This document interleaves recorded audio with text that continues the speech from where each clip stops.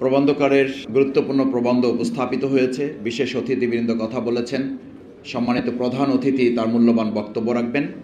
সভাপতি তার দিক নির্দেশনামূলক সমাপনী কথা বলবেন। সম্মানিত সুধীমণ্ডলী, 1952-এর ভাষা আন্দোলন এর 3টি মূল নীতিমালা ছিল। একটি ছিল এটি অধিকারের প্রশ্ন, এটি আমাদের অধিকার। তার বিপরীতে স্লোগান ছিল Urdu and Urdu shall be the state language of Pakistan.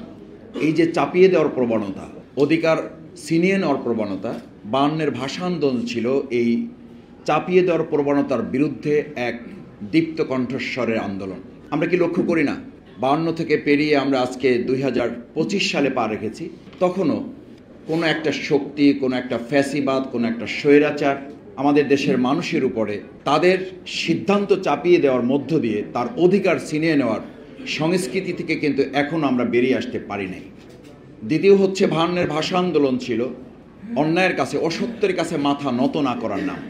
এটি ছিল একটা অন্যায়, এটি ছিল একটা অসত্য, এটি ছিল জনগণের অধিকারের সাথে ছিনিমিনি খেলা, যার কারণে আমাদের শহীদ সালাম, বরকত, রফিক, জব্বার তারা জীবন বাজি রেখেছেন। এই নামগুলো শুনলে কি মনে হয় না আমাদের 95 ভাগ মুসলমানের সেই প্রিয় ভূখণ্ডে যারা শহীদ সালাম, বরকত, রফিক, জব্বারের মতো তরুণ ছেলেরা জীবন দিয়েছে, তার অর্থই তো বোঝা যায় যে এই বাংলাদেশে শুধু ভাষা আন্দোলন নয়, শুধু ভোটের অধিকার আন্দোলন নয়, শুধু ভাতের নয়, শুধু সাম্যের নয়, শুধু ন্যায্যতার নয়, আমাদের বিরুদ্ধে যখন যে ধরনের অন্যায় চাপিয়ে দেওয়া হবে, এরকম শহীদ সালাম, বরকত, রফিকদের সারিতে আরও যুক্ত হবে আবু সাইদ মুগ্ধ, এবং ভবিষ্যতে আরও এরকম কেউ যুক্ত হয়ে অন্যায় অত্যাচারের বিরুদ্ধে মাথা উঁচু করে গুলে বুকে ধারণ করে এই বাংলাদেশকে রক্ষা করা হবে।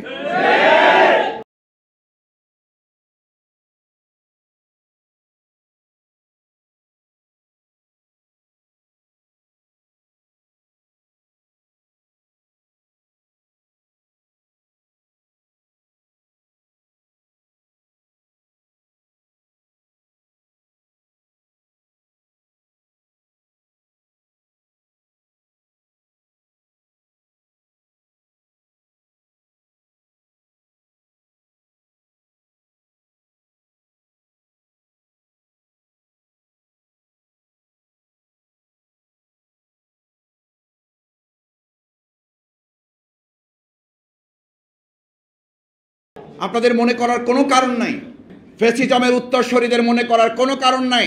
শহীদ সালাম, বরকত, রফিক, জব্বার, সাইদ মুগ্ধরা ওই সময় পর্যন্ত থেমে যায়। তাদের রক্তের ধারাবাহিকতা যতক্ষণ পর্যন্ত চূড়ান্ত বিজয়ের দিকে না যায়, তাদের উত্তরসূরিরা আরও বুক পেতে থাকার জন্য অপেক্ষমান থাকে এবং দেশকে বিজয়ের দিকে তারা এগিয়ে নিতে থাকে। কিন্তু দুর্ভাগ্য কি জানেন, আজকে এখন চলেন ঢাকা বিশ্ববিদ্যালয়ে, আমি সাংবাদিক বন্ধুগণ, বুদ্ধিজীবীগণ যারা এই 52-এর ভাষা আন্দোলন সামনে রেখে গরম করা বক্তব্য রাখেন, কেউ কি জানতে চেয়েছেন 52-এর ভাষা আন্দোলনের অন্যতম অগ্রসেনানী বাংলাদেশ জামাত ইসলামীর সাবেক আমির, যাকে অন্যায়ভাবে জেলখানায় রেখে ফ্যাসিস্টরা হত্যা করেছে, শহীদ করেছে, তাকে প্রফেসর গোলাম আজম রহমাহুল্লাহ এই ভাষা আন্দোলনের অন্যতম একজন ভাষা সৈনিক। তার নাম ঢাকা বিশ্ববিদ্যালয়ের জিএস তালিকা থেকে যারা বাদ দিয়েছে, এখনো কি সেই নাম সেখানে যুক্ত করা হলো? এই ভাষা আন্দোলনে যারা লম্বা লম্বা বক্তব্য দিয়েছেন, পুরো ফেব্রুয়ারি জুড়ে একবার তাদের মুখ থেকে প্রফেসর গোলাম আজম রহমাহুল্লাহর নাম উচ্চারণ না করা মানে ভাষার ইতিহাসকে আজও বিকৃত করার অপচেষ্টা চলছে। কেন? প্রফেসর গোলাম আজম রহমাহুল্লাহর অপরাধ কি অন্যায়?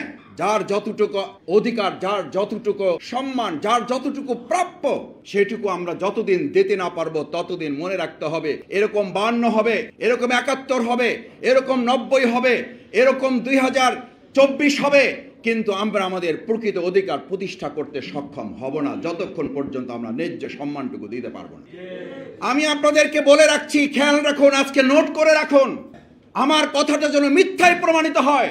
যারা প্রফেসর গোলাম আজম রহমাহুল্লাহর অধিকারটুকু স্বীকৃতি দিতে ব্যর্থ হয়েছেন, তারাই আজকে নতুন করে বয়ান তৈরি করেছেন।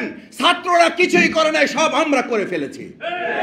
তারাই বয়ান তুলেছেন, বাচ্চারা কি বোঝে?